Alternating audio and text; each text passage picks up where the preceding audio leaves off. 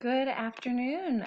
This is Mrs. Power again. We're going to do picture read aloud today, and we're going to focus on a character who has a character inside of his body that has a whole different personality.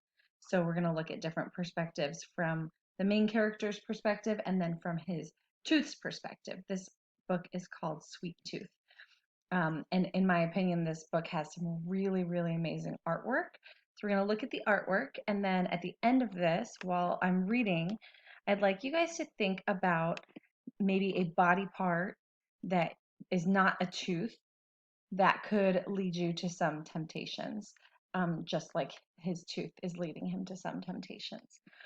So later on, you are going to need some art supplies. Um, you're going to have an option of doing a drawing, so you'll need paper and markers or colored pencils or something. If you really want to get into it, you can do a puppet instead of a drawing, so you'll need whatever materials you'll need for a puppet. So it could be like finger puppets like we did a couple weeks ago where you just really need paper and glue and colors. You could also do a paper bag puppet. I don't have any paper bags here at home, but you know, those brown paper bags you stick your hand in and then you can create a mouth with the flap. If you have paper bags, you're welcome to do a puppet that way. But either way, you will be creating some art about your own character. And then if you want to take it a step further, you'll be able to create a whole story out of your character. So let's see what I'm talking about with Stuart's Sweet Tooth.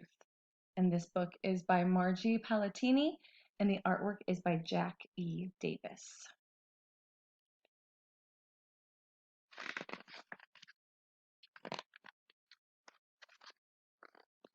So this is Stuart, or Stuart. Your typical average everyday kid, except for one thing. Yes, there it is. All right. The molar in the back. You're probably saying a tooth? What's the big deal about a tooth? And ordinarily you would be correct, but that is no ordinary tooth. Uh-uh.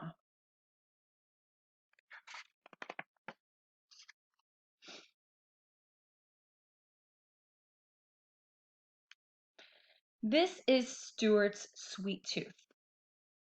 One nagging, annoying, demanding, blah, blah, blah. Enough with the yakking. I need a candy bar. Now! When you see over here on the text, I know it's a little small, so it's hard to follow along, but when it's not bolded, it's the narrator, and when it's bolded, that's Stuart talking. Very loud, Sweet Tooth. Does it have that gooey stuff in the middle? 'Cause it's got to have that gooey stuff in the middle. There, said Stuart, threw a smeared kisser in a gulp. Satisfied? Ah, sweet. Yes, a tooth that wants what it wants, when it wants it, and lets everybody know about it. So if you see here, this tooth has not only a face, but it has hands of his own and everything.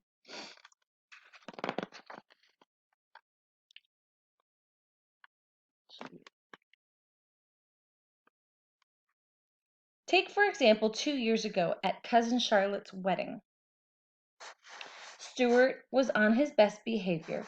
His shoes were shined, bow tie straight, hands were spotless. Grandfather had just had his glass to toast the bride and the groom when I'm falling asleep here. Come on, move it along, Gramps. Cut the cake. Time to cut the cake. I want the end hunk with all that icing.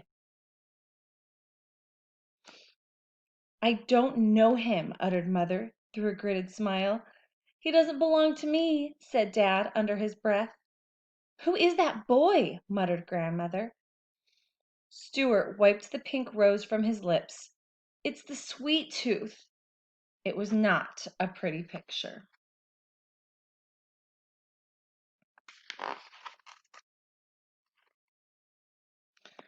The tooth was no better behaved in school. Stuart had enough detention slips to wallpaper his room. Why, just 2 weeks ago, who can tell me the capital of North Dakota? Asked Mrs. Finnegan in geography class. Jelly beans! said a muffled voice from the back of the room. Did you say something, Stuart? Asked Miss Finnegan. Licorice! Stuart, I'm afraid I can't hear your answer, said Mrs. Finnegan. Lollipops! You're going to have to speak up, Stuart. Hey, I'm dying here for a couple of chocolate peanut butter cups, okay? Detention slip number 432. But I'm telling you, it's not me, said Stuart as he was led away to the principal's office. It's the tooth.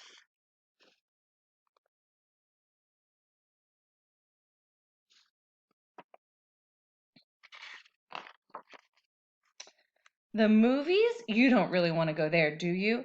Not with Stuart, anyway. And everyone's saying, shh. Would somebody pass the yummy gummies already? Shh. Don't look at me, chewed Stuart.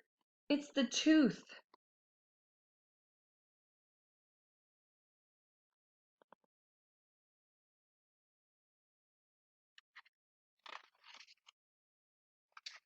And, of course, there was the unforgettable Easter basket mishap. Now that was really ugly. That Sunday morning, the family awoke to find jelly beans littering the living room. Marshmallow chicks were missing. The trail of crumpled yellow foil wrappers led to one person and one person only. Oh, Stuart, cried a disappointed mother and dad. I can't look, whimpered his sister Allison, closing her eyes. Those chocolate bunnies never had a chance, moaned Stuart, rubbing his belly-aching stomach. It was the tooth.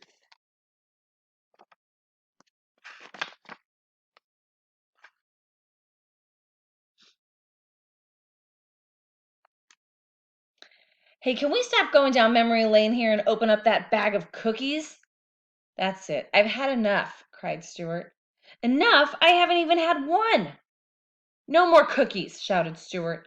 No more candy, no more cake, no more nothing. That's no more anything, said the tooth. And who do you think you're kidding, kid? Bring on those chocolate chips. Stuart sighed. What choice did he have? He was a boy with one big sweet tooth. He tore open the bag. He grabbed one, then two, three, four cookies. He opened his mouth. Come to Papa, shouted the tooth. Stuart stopped. What are you waiting for, kid? Come on. Cookie, cookie, cookie, cookie. Stuart dropped the cookies, but not in his mouth.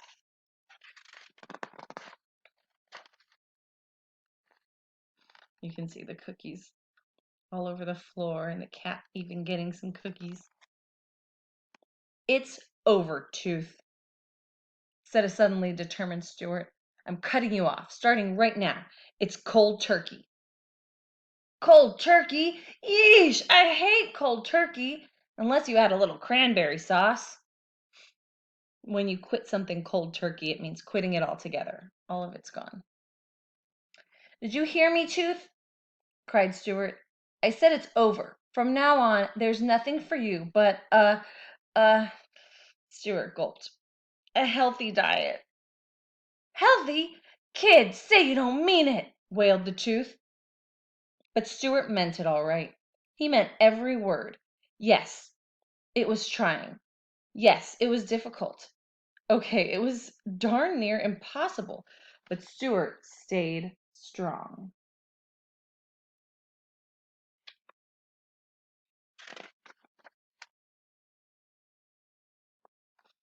You can see how upset the tooth is from this healthy diet. For the tooth, it was a very different story. Peas? You're giving me peas? Little, dry, green, veggie marbles? Broccoli? You're feeding me a shrub? That's not going to do it. Dessert! Where's dessert? I'm begging you. When do we get the good stuff? I can't hear you, said Stuart, putting down his fork and placing his hands over his ears. Strong. He stayed strong.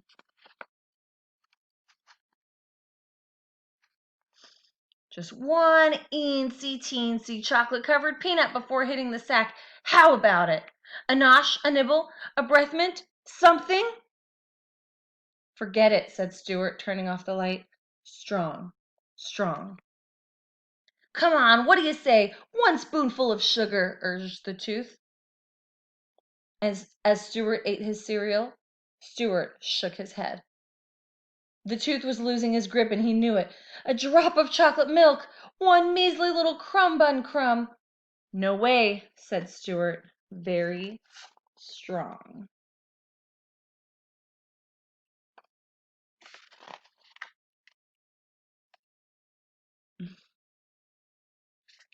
Hey, watch that toothbrush, shouted the tooth.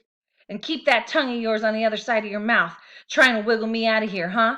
Well, I'm not going, kid. I'm not going anywhere. Do you hear me? Do you hear me? Stuart brushed, flossed, gargled.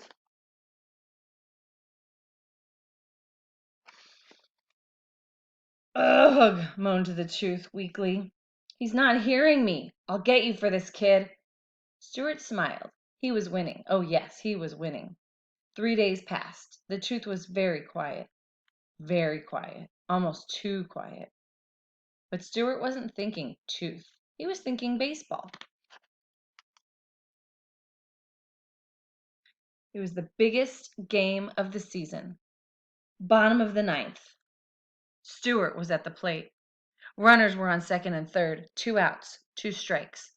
The crowd was on their feet. The game was on the line. Stuart's team was down by 1 run.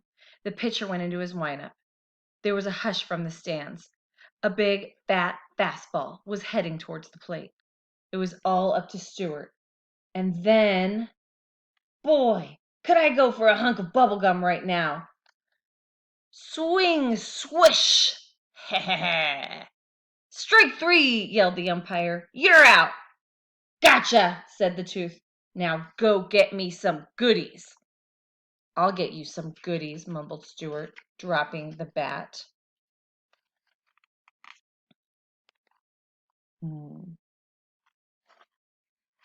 Home he marched, into the kitchen, straight for the refrigerator. He yanked open the door, rustled through the vegetable bin. He flung the lettuce. He tossed tomatoes. He hurled a head of cauliflower, and then he pulled out a carrot. That's right, a carrot. It's over for you, Tooth, announced Stuart defiantly, lifting the carrot above his head.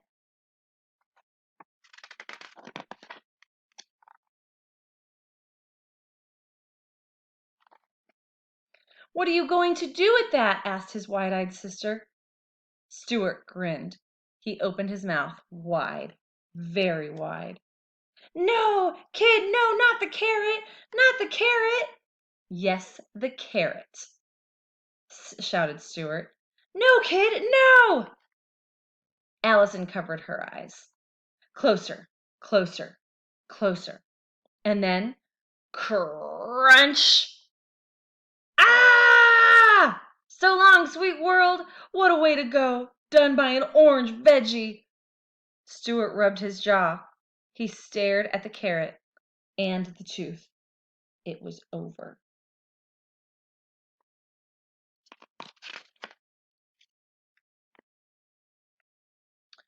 What's going to happen to it? Asked Allison as she followed her brother upstairs to his bedroom. Stuart placed the molar under his pillow, then looked at his sister. Who knows? He said with a big smile.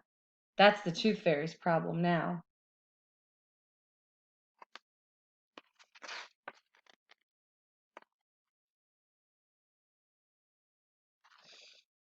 Wah, wah, wah, cried the baby teeth.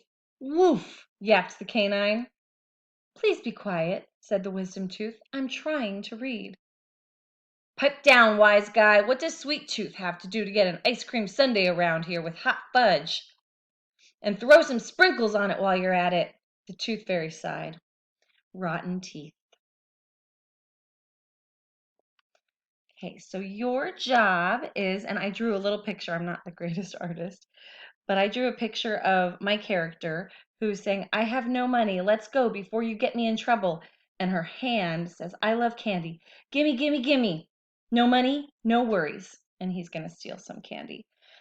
So I'd like you to make a visual of your character and then try to create a story about that character, just like Stuart's story. Have fun.